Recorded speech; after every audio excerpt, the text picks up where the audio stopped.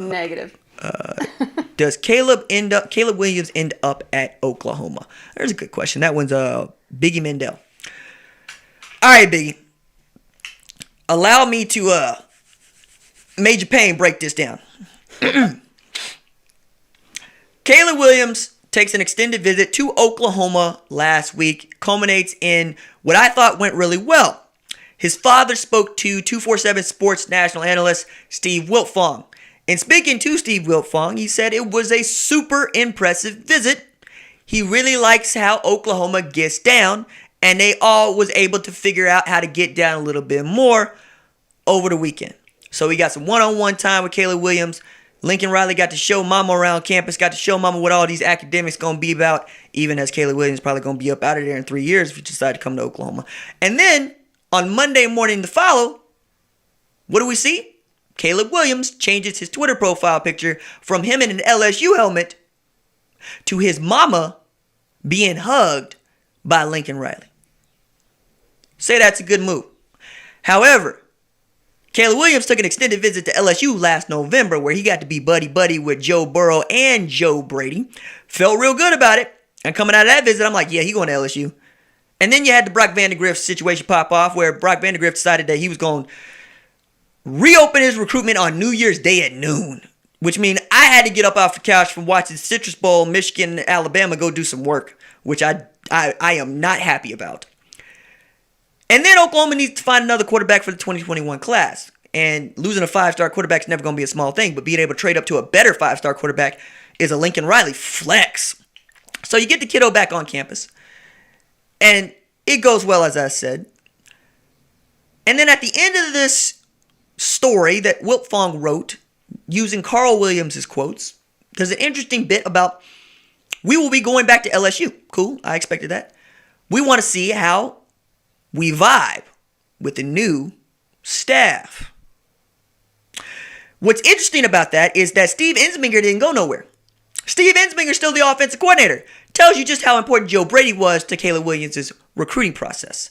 And it's really about, is Scott Linehan going to be able to convince Caleb Williams that LSU is the place to be? Because Scott Linehan is going to be the dude that is most involved in Caleb Williams' development, even as Steve Ensminger is trying his best to tell everybody, I'm the offensive coordinator, I run the offensive side of the football. Even if that's true, Scott Linehan's going to have to show everybody that he's here to recruit because he hasn't been in college football in some time and famously ran my Cowboys into the ground with his vanilla offense. And I still got feelings about Scott Linehan. Might be a different dude at LSU. Obviously, with Matt Stafford in Detroit, have over 5,000 yards passing. Okay, cool. Not let alone that was 10 years ago and Megatron was still playing football, but whatever. Y'all can hold on to that. That's fine. Ed Orgeron is the wild card for me in all of this. Because there are 3 coaches, 4 now that I think about it because of Drake May, but 4 coaches in all of college football I am not prepared to bet against. One of those is Dabo Swinney. You know him. Little old Clemson, little old national champion Clemson, little old 29-1 in 2 seasons Clemson.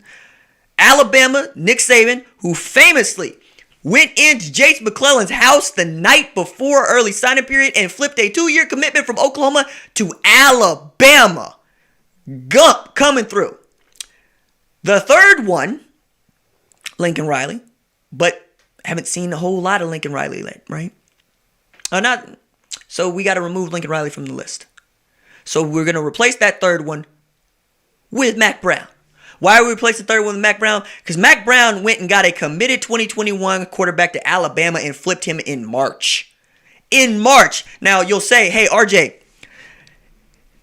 wasn't this kid's dad a quarterback for Mack Brown in North Carolina? Yeah, he was. Hey, RJ, wasn't this kid's brother a basketball player at North Carolina? Yep, Luke was. But I would say to you, wasn't this kid committed to play quarterback at Alabama and the only quarterback in the 2021 class? Hello? That's Nick Saban's first choice. Mack Brown is out here making moves. All Mack Brown did last year was flip a Florida State committed quarterback to a North Carolina quarterback, and Sam Howell turned out to be the best true freshman quarterback in the country last year. Now, number 4, says "Go Tigers" at the end of every single interview, and he says it with a real guttural Louisiana drawl. Go Tigers. That dude gets who he wants. That dude is out recruiting places where they ain't got mailboxes. All right? Ed Orgeron lives to be on the road. My favorite Ed Orgeron story is how he landed Kayvon Chasen. Kayvon Chasen is going to be a first-round draft pick. You know that he was terrorizing Oklahoma off the edge wearing that number 18. Kayvon Chasen also had it in to go to Texas or Oklahoma. He's from Texas. Kayvon Chasen told Ed Orgeron, hey, coach, I ain't got time for an in-home visit. I'm getting on a plane to take an unofficial visit to Florida. Sorry, coach, ain't got time for you. Ed Orgeron says, make time. He says, I can't make time for you. We got to be at the airport at 6 a.m. in the morning. And then the next day at 4 a.m., what do you hear but,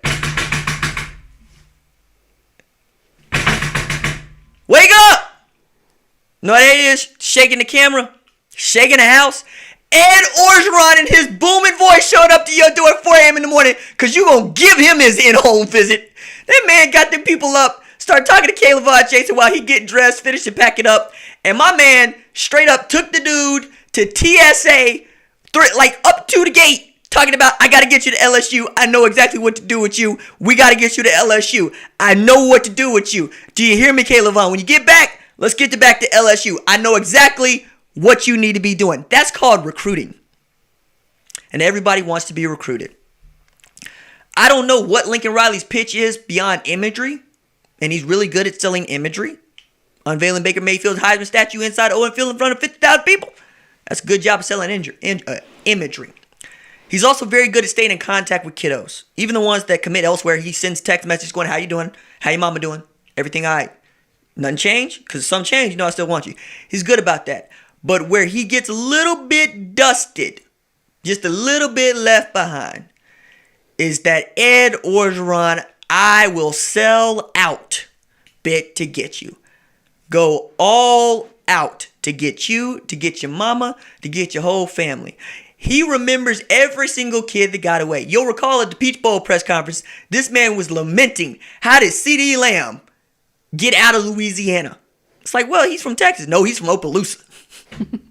He wanted CeeDee Lamb in the worst way. And there's so many dudes he might look around at and lose. And yet, also, when they played Auburn, what does he do?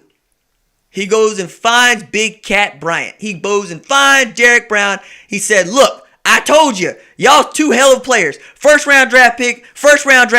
I told you when I was recruiting you, you're going to be first round draft picks. Look at who you are now. Them boys played at Auburn and you just got done playing against them. Who wouldn't want to play for Ed O?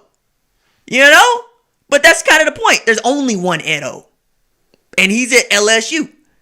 And as long as Ed O is the head coach at LSU, I'm going to give him every opportunity in the world to win a recruit. So if Ed O decides to put the full court press on the 5-star from Gonzaga College in Washington, D.C., I'm going to edge to Caleb Williams going to LSU. Till I see that Lincoln Riley is going all out the way that Ed O is going all out. I hope that answers your question.